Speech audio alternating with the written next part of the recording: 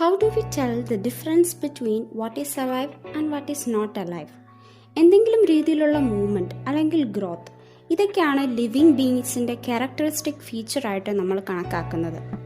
ഈ മൂവ്മെൻ്റ് എന്ന് പറയുന്നത് നമുക്ക് നേരിൽ കാണാവുന്ന മൂവ്മെൻ്റ് ആവാം, അല്ലാതെയും ആവാം. നേരിൽ കാണാൻ കഴിയാത്ത മൂവ്മെൻ്റ് എന്ന് പറയുമ്പോൾ ഓരോ സെൽസിനുള്ളിലും മോളിക്യൂൾസ് മൂവ് ചെയ്യുന്നതും മറ്റും. Is this invisible molecular movement necessary for life? Yes, ഈ ഒരു കാര്യം കൊണ്ടാണ് വൈറസിനെ നമ്മൾ ലിവിങ്ങിൻ്റെയും നോൺ ലിവിങ്ങിൻ്റെയും കൂട്ടത്തിൽ കൂട്ടാത്തത്. Viruses do not show any visible or molecular movement in them until they infect some cell. So there is controversy whether they are alive or not. Living ഓർഗാനിസംസിൽ നടക്കുന്ന മെയിൻ്റനൻസ് ഫങ്ഷൻസിനെയാണ് നമ്മൾ ലൈഫ് പ്രോസസ് എന്ന് പറയുന്നത്. Like nutrition, respiration, transportation, excretion. ഈ maintenance പ്രോസസ്സുകൾ നടക്കാൻ energy വേണം. ഈ എനർജി എവിടെ നിന്നാണ് കിട്ടുന്നത്? Through food. ഈ പ്രോസസ്സിനെ ന്യൂട്രീഷൻ എന്ന് പറയും. ഈ ഫുഡിലുള്ള എനർജി ഫോമിനെ നമ്മുടെ ബോഡിക്ക് അക്സെപ്റ്റ് ചെയ്യാൻ കഴിയുന്ന സിംപ്ലർ മോളിക്യൂൾസ് ആക്കി മാറ്റണം. ആ പ്രോസസ്സിനെ റെസ്പിറേഷൻ എന്ന് പറയും. സിംഗിൾ സെല്ലുള്ള ഓർഗാനിസത്തിൽ അവരുടെ ബോഡി, അതായത് ആ സെല്ല്, അതിൻ്റെ എൻറ്റയർ സർഫസും ചുറ്റുമുള്ള എൻവയോൺമെൻറ്റുമായിട്ട് ഡയറക്റ്റ് കോണ്ടാക്റ്റിലാണ്. അപ്പോൾ അവിടെ സിമ്പിൾ ഡിഫ്യൂഷൻ വഴി ഫുഡ് ഇൻടേക്കും ഗ്യാസ് എക്സ്ചേഞ്ചും വേസ്റ്റ് റിമൂവലും എല്ലാം ഈസി ആയിട്ട് നടക്കും. എന്നാൽ ഒരുപാട് സെല്ലുകളുള്ള കോംപ്ലക്സ് ആയ ബോഡിയുള്ള മൾട്ടി സെല്ലുലർ ഓർഗാനിസത്തിൽ ഇങ്ങനെയുള്ള സിമ്പിൾ ഡിഫ്യൂഷൻ വഴി നടക്കുമോ? ഇല്ല. അവിടെ എല്ലാ സെല്ലിനും ഔട്ടർ എൻവയോൺമെൻറ്റുമായിട്ട് ഡയറക്റ്റ് കോണ്ടാക്റ്റ് ഇല്ല. അപ്പോൾ ഈ പറഞ്ഞ ലൈഫ് പ്രോസസ്സുകൾ നടക്കാൻ അവർക്ക് സ്പെഷ്യൽ ഓർഗൻസും ഓർഗൻ സിസ്റ്റംസും ഫോം ചെയ്തിട്ടുണ്ട്. ഇങ്ങനെ സ്പെഷ്യലൈസ്ഡ് സ്ട്രക്ചേഴ്സ് ഓരോ ഫങ്ഷനും വേണ്ടിയിട്ടുള്ളപ്പോൾ ഈ പ്രോസസ്സുകളുടെ പ്രോഡക്ട്സ് ബോഡിയിലെ എല്ലാ സെല്ലുകളിലേക്കും എത്തിക്കണ്ടേ? So comes the need for transportation. ഇങ്ങനെ ബോഡി എന്ന ഫാക്ടറിയിൽ, ഒരു ഫാക്ടറി ആയിട്ട് നമുക്കൊന്ന് സപ്പോസ് ചെയ്യാം, അങ്ങനെ ഒരു ഫാക്ടറിയിൽ നടക്കുന്ന പ്രോസസ്സിൽ നമ്മുടെ ബോഡിക്ക് തന്നെ ഹാംഫുൾ ആയേക്കാവുന്ന ബൈ പ്രോഡക്ട്സും ഉണ്ടാവും. അതിനെയൊക്കെ റിമൂവ് ചെയ്യണ്ടേ? അതിനാണ് എക്സ്ക്രീഷൻ എന്ന process. So these are the basic life processes. ഈ വീഡിയോയിലൂടെ ന്യൂട്രീഷൻ എന്ന പ്രോസസ്സിനെയാണ് നമ്മൾ പഠിക്കാൻ പോകുന്നത്. ബോഡിക്ക് വേണ്ട എനർജി ലഭിക്കുന്നത് ഫുഡിലൂടെയാണെന്ന് നമ്മൾ പറഞ്ഞു. ഫുഡിൻ്റെ ഇൻടേക്കും ബോഡി അതിനെ എങ്ങനെ യൂട്ടിലൈസ് ചെയ്യുന്നു എന്നുള്ളതുമാണ് ന്യൂട്രീഷൻ കൊണ്ട് ഉദ്ദേശിക്കുന്നത്. Nutrition is a process of intake as well as utilization of nutrients by an organism. ഈ ന്യൂട്രിയൻസ് എന്താണ്? ഫുഡിൽ അടങ്ങിയിരിക്കുന്ന എനർജി പ്രൊവൈഡ് ചെയ്യുന്നതും ബോഡി ബിൽഡിങ്ങിന് ആവശ്യമുള്ളതുമായ കമ്പോണൻസിനെയാണ് ന്യൂട്രിയൻസ് എന്ന് പറയുന്നത്. ഈ ന്യൂട്രിയൻസിൻ്റെ ഫങ്ഷൻ വൈസ് നോക്കിയാൽ ഇവരെ നമുക്ക് 3 ഗ്രൂപ്പായിട്ട് തിരിക്കാം. Energy suppliers, body builders or growth promoters and regulators. Energy സപ്ലയേഴ്സിൻ്റെ കൂട്ടത്തിൽ വരുന്നതാണ് കാർബോഹൈഡ്രേറ്റ്സും ലിപ്പിഡ്സും. ബോഡി ബിൽഡേഴ്സിൽ പ്രോട്ടീൻ, വാട്ടർ, കാൽസ്യം, ഫോസ്ഫറസ് എന്നിങ്ങനെയുള്ള മിനറൽസും. Regulators include vitamins and minerals. ഈ ബോഡി ബിൽഡേഴ്സിനെയും എനർജി സപ്ലയേഴ്സിനെയും വലിയ എമൗണ്ടിൽ ബോഡിക്ക് വേണം. So they are called macronutrients. Macronutrients are required in large quantity. അതേസമയം റെഗുലേറ്റേഴ്സ് കുറച്ചു മതി. So they are called micronutrients. Micronutrients are required in trace amounts only.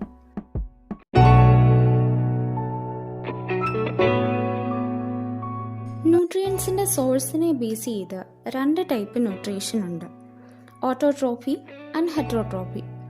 ഓട്ടോട്രോപ്പി type of ന്യൂട്രീഷനിൽ ഓർഗാനിസംസ് ന്യൂട്രിയൻസ് സ്വന്തമായിട്ട് സിന്തസൈസ് ചെയ്തെടുക്കുകയാണ്, മറ്റൊന്നിനെ ആശ്രയിക്കുന്നില്ല. Example cyanobacteria, algae, green plants. Autotrophs are the primary producers of the biosphere.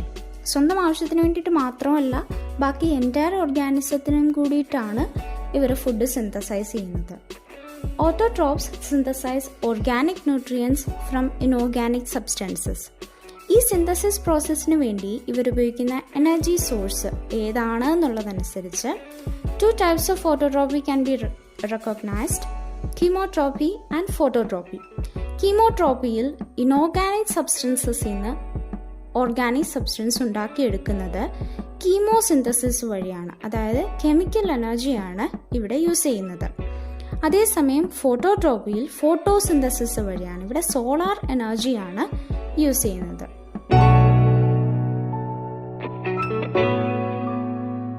Outside എൻവയോൺമെൻറ്റിൽ നിന്ന് സബ്സ്റ്റൻസുകൾ എടുത്ത് അതിനെ energy forms ആയിട്ട് convert ചെയ്യുന്ന പ്രോസസ്സാണ് ഫോട്ടോസിന്തസിസ്.